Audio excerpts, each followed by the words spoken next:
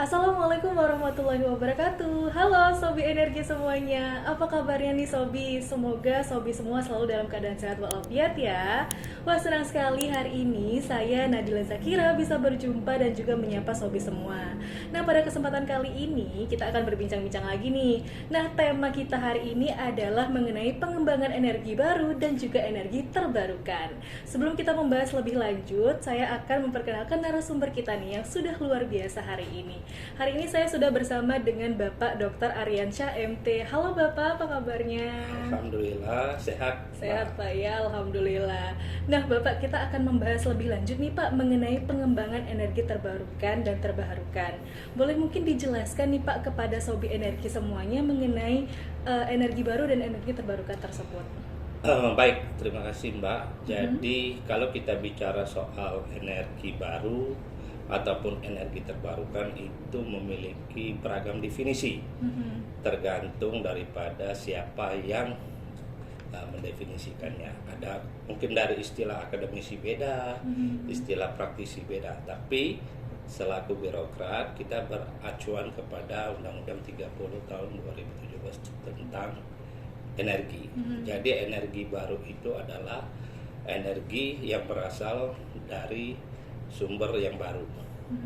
Dan energi terbarukan itu adalah energi yang berasal atau bersumber dari energi terbarukan. Jadi definisinya walaupun dia dalam satu kata energi baru dan terbarukan, tapi mempunyai dua sumber yang berbeda. Demikian, Mbak. Baik, kalau untuk karakteristiknya ini sendiri seperti apa nih Pak? Ya, jadi kalau karakteristiknya energi baru terbarukan itu dia merupakan energi yang bisa diperbaharui. Jadi energi yang ketersediaannya setiap saat itu selalu ada dan mampu untuk memperbaharuinya terus kelangsungannya. Kalau energi baru itu bersifat energi yang benar-benar baru yang selama ini belum dimanfaatkan dan akan kita manfaatkan. Demikian karakteristiknya. Nah, kalau ini kan energi terbaru dan terbarukan Pak ya, sesuai dengan namanya sendiri, ini berarti baru Pak ya. Ya. Mungkin apakah ada tantangan tersendiri nih Pak pada saat mengimplementasikannya? Ya, baik, energi baru ini merupakan sesuatu energi yang memang baru kita gunakan. Jadi tantangannya merupakan salah satunya yaitu tentang teknologi. Jadi kemudian pembiayaannya, kemudian juga faktor safety-nya ataupun keberlangsungannya. Salah satunya contoh energi baru itu adalah nuklir. Oh, nuklir. Iya, jadi untuk mengembangkan, kemudian untuk memanfaatkan nuklir itu memang memerlukan suatu teknologi yang benar-benar safe, yang benar-benar aman, sehingga apabila kita menggunakan energi tersebut, seluruh penggunanya itu tidak merasa takut.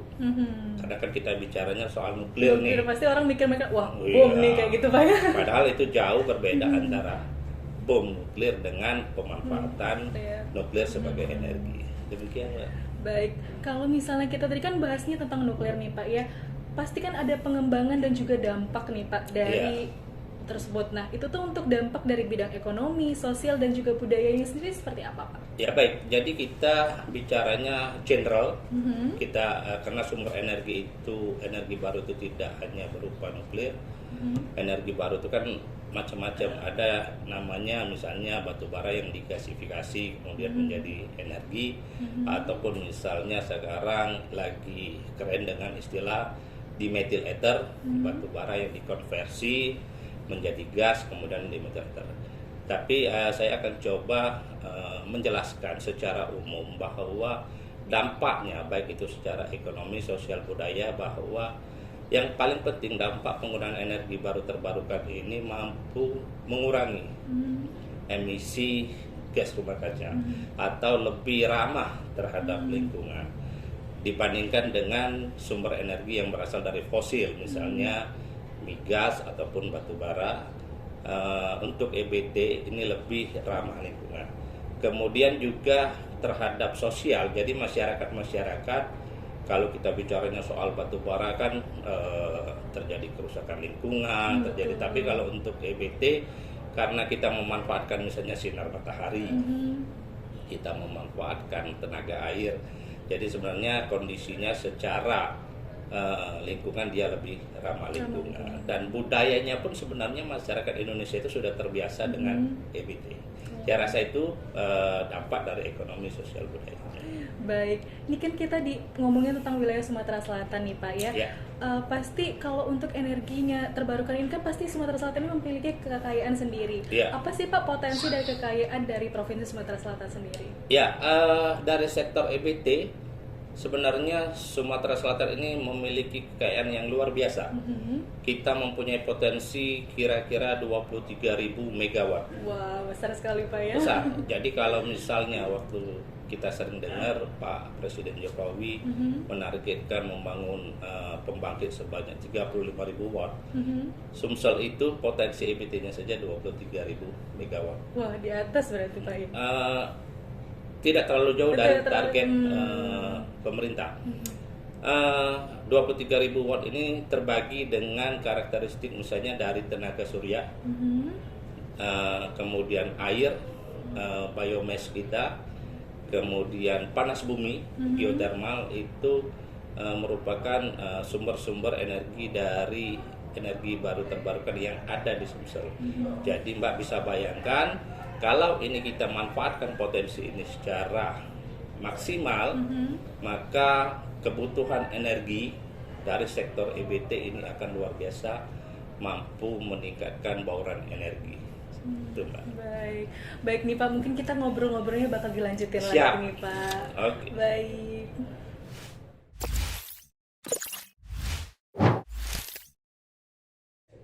Nah Sobi Energi, saat ini kita masih bersama dengan Bapak Dr. Aryansa MT dan akan terus membahas mengenai perkembangan energi baru dan juga terbarukan.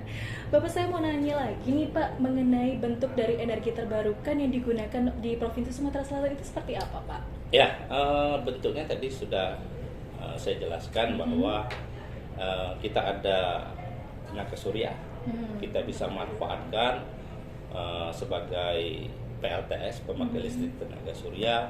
Kita punya air yang konturnya kita memiliki dataran tinggi sehingga bisa dimanfaatkan sebagai pemakai listrik tenaga air, pemakai listrik tenaga mini hidro dan mikrohidro.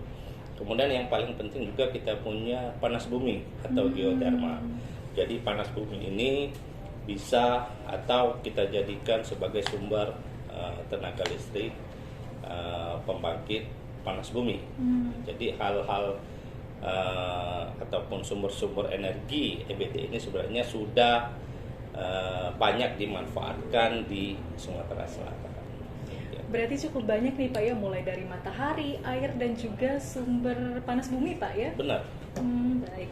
Kalau selanjutnya nih Pak, untuk proses pengembangannya sendiri itu seperti apa nih Pak? Jadi untuk proses pengembangan sektor EBT ini memang yang paling utama harus dilakukan adalah survei potensi pemanfaatan EBT. Karena begini Mbak, karakteristik tiap-tiap daerah atau tiap-tiap kabupaten di Sumatera Selatan itu memiliki spesifik sumber energinya. Contoh, kita tidak maksimal apabila memasang PLTS itu di daerah pagar alam. Karena dia dingin. Betul. Time-nya itu akan beda atau peak-nya, panasnya itu akan berbeda apabila kita di daerah Banyuasin, di daerah misalnya Palembang. Kemudian untuk tenaga air itu harus daerah yang memiliki kontur berbukit-bukit. Contohnya daerah Lahat, Pagar Alam, kemudian Muara Enim. Nah itu bisa kita manfaatkan untuk tenaga air. Untuk itulah makanya salah satu faktor pengembangan EBT di Sumsel yang paling utama adalah kita harus mampu memetakan wilayah-wilayah dengan spesifikasi sektor EBT-nya. Kalau untuk kendalanya sendiri Pak, dari pemanfaatan dan dihadapi pada saat pengembangan di wilayah Provinsi Sumatera Selatan itu apa aja? Yang jelas kewenangan. Betul.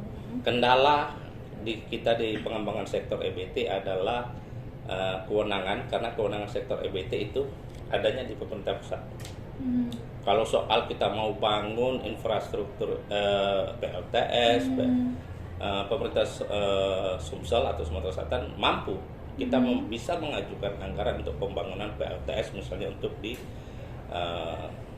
desa-desa. Akan tetapi memang salah satunya kita ingin EBT ini berkembang secara atau sesuai dengan apa yang ada potensinya di daerah. Salah satunya ya kita harus memiliki salah satunya ya kewenangan lah, seharusnya itu di daerah. Karena daerah yang tahu potensi. Tapi ya untuk sekarang terkendala kewenangan berada di pemerintah pusat. Itu salah satu main faktornya. Kesulitan pengembangan EBT bagi pemerintah daerah.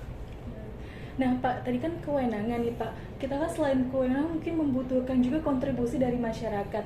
Nah peran dari ISDM sendiri itu seperti apa nih Pak? Ya baik, peran dari SDM adalah kita berusaha atau menyampaikan dan mempermudah investasi.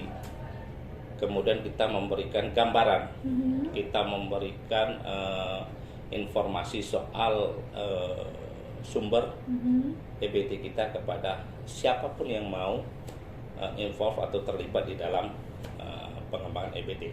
Kita bisa melibatkan seluruh stakeholder, investor. Stakeholder ini misalnya kita memberikan informasi kepada perusahaan-perusahaan BUMN untuk membangun PLTS atau PLTA seperti yang dilakukan oleh Pertamina dan PTBA, sehingga bauran energi kita bisa meningkat. Jadi peran ESDM sebenarnya adalah sebagai fasilitator. Kewenangan di pemerintah pusat, kita ada potensi, kita mediasikan atau kita ajukan permohonan kepada Kementerian SDM untuk bisa membantu. Kemudian kita komunikasikan dengan stakeholder, perusahaan-perusahaan, sehingga pengembangan faktor sektor EBT kita untuk berkembang. Demikian. Baik. Kalau misalnya targetnya nih Pak, atau pencapaian yang akan dilakukan ke depannya terutama dalam bentuk energi terbarukan ini seperti apa? Ya, target pencapaian itu sebenarnya secara kualitatif itu terlihat dari bauran energi kita di sektor EBT. Bauran energi itu ditargetkan oleh pemerintah pusat di angka 23%. Jadi bauran energi itu adalah berapa persentase pemanfaatan energi dari sumber-sumber tertentu. Misalnya ditargetkan oleh pemerintah sektor EBT mampu memberikan kontribusi di dalam bauran energi itu sekitar 23%, sehingga itu menjadi targetnya kita. Targetnya kita bagaimana caranya mendongkrak. Di 2015 bauran energi Sumatera Selatan itu hanya sekitar 5% 2015. Nah ini menjadi, karena pemerintah sudah menetapkan 23%, ini menjadi target kita ataupun full ail ya istilahnya itu di kita untuk mencapai itu. Kemudian kita menerapkan strategi, kita membuat RUED, rencana umum energi daerah yang selaras dengan RUED di sektor, dan di RUED kita sudah bicara tentang transisi energi, kita memanfaatkan EBT, dan sekarang di tahun 2022 bauran energi kita sudah di angka 21,98%, artinya kita sudah hampir mendekati target nasional. Demikian. Wah Sobi Energi, bagaimana nih? Tentunya menarik sekali ya Pak ya membahas mengenai pembahasan energi dan juga energi terbarukan Pak ya. Bapak terima kasih banyak untuk waktu dan kesempatannya. Pasti Sobi Energi semua pada senang banget nih mengenai hari ini. Nah Sobi Energi di rumah jangan lupa ya untuk like, comment, share dan juga subscribe nih buat tahu info terupdate tentang ISDM selanjutnya. Nantikan video kita selanjutnya. Bye.